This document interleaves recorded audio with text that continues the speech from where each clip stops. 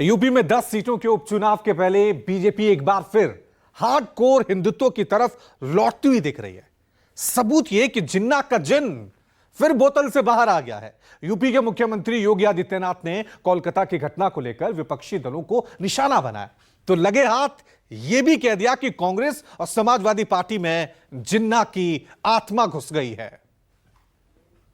Samajwadi party इनके अंदर लगता है जिन्ना की आत्मा घुस गई है।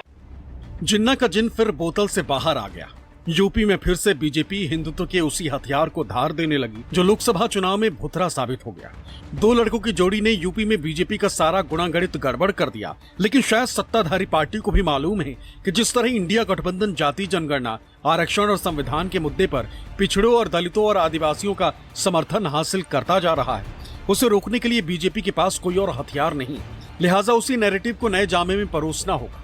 किसी तरह कांग्रेस और समाजवादी पार्टी के नैरेटिव को आगे बढ़ने से रोकना होगा। जिन्ना ने देश का विभाजन करने का पाप किया था, ये लोग वही पाप आज ये लोग कर रहे हैं। समाज को बांट रहे हैं, जाति विस्मरण कर रहे हैं, सामाजिक ताने बाने को छिन्न भिन्न कर रहे हैं, कट्टरवादी ताकतों को उनके दुस्साहस को बढ़ाने का काम कर रहे हैं। कांग्रेस हो या समाजवादी पार्टी या बहुजन समाजवादी पार्टी, इन लोगों ने सामाजिक ताने बाने को छिन्न भिन्न किया।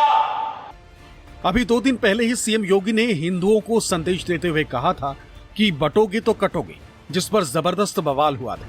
विपक्ष ने इल्जाम लगाया था कि जिन पर जनता को बचाने की जिम्मेदारी है वही लोग जनता में डर फैला रहे हैं।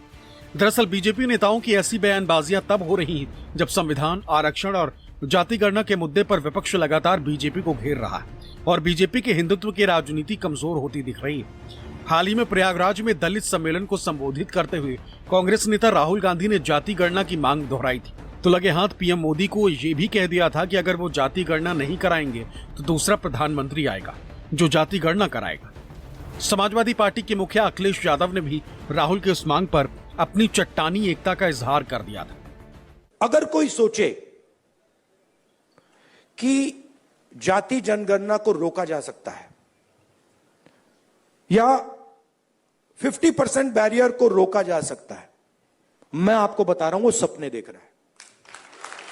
ये होगा ही होगा, इसको रोका नहीं जा सकता है। ना जाति जनगणना रोकेगा, ना सोशो इकोनॉमिक सर्वे रोकेगा, ना इंस्टीट्यूशनल सर्वे रोकेगा, ना 50% का बैरियर रहेगा। ये 3 सारे के सारे उड़ेंगे। राजनीति का चक्र वहां पहुंच गया है कि हर दल आज जाति जनगणना की बात कर रहा है। मुझे याद है लोकसभा में दक्षिण भारत के समाजवादी पार्टी, भारतीय जनता पार्टी भी उसी रास्ते पे चलेगी। ये बात मैं पहली बार नहीं कह रहा हूं। आज से लगभग 1 साल पहले मैंने कहा था कि वो दिन आएगा जब भारतीय जनता पार्टी भी स्वीकार करेगी और जाति जनगणना के लिए आगे आएगी। अखिलेश यादव ने दावा किया कि वो दिन दूर नहीं जब जाति गणना की मांग खारिज करने वालों को जनता सियासत और सत्ता से खारिज कर देगी। जिन्हें राजनीति में बने रहना है उन्हें जाति गणना करानी होगी, पुरानी पेंशन योजना भी लौटानी होगी। हमें उम्मीद है आज नहीं कल जिस तरीके से जनगणना के लिए सब पक्ष एक हो रहा है, वैसे ही ओल्ड पेंशन स्कीम के लिए भी सब लोग एक साथ हो जाएंगे और भारतीय जनता पार्टी बहुत जल्दी यू टर्न लेने वाली पार्टी बनने जा रही है। जाति गणना पे भी यू टर्न लेगी और ओपीएसपी पे यही यू टर्न होगा भारतीय जनता पार्टी का। लोकसभा चुनाव में 2 लड़कों की जोड़ी ने यूपी में संविधान और जाति गणना के मुद्दे पर बीजेपी को पटखनी दे दी। यूपी में बीजेपी समाजवादी पार्टी से भी पीछे रह गई। जिस राम मंदिर निर्माण के जरिए वो पूरे देश पर लंबे समय तक शासन करना चाहती थी, हिंदुत्व का मुद्दा अयोध्या में ही दम तोड़ गया।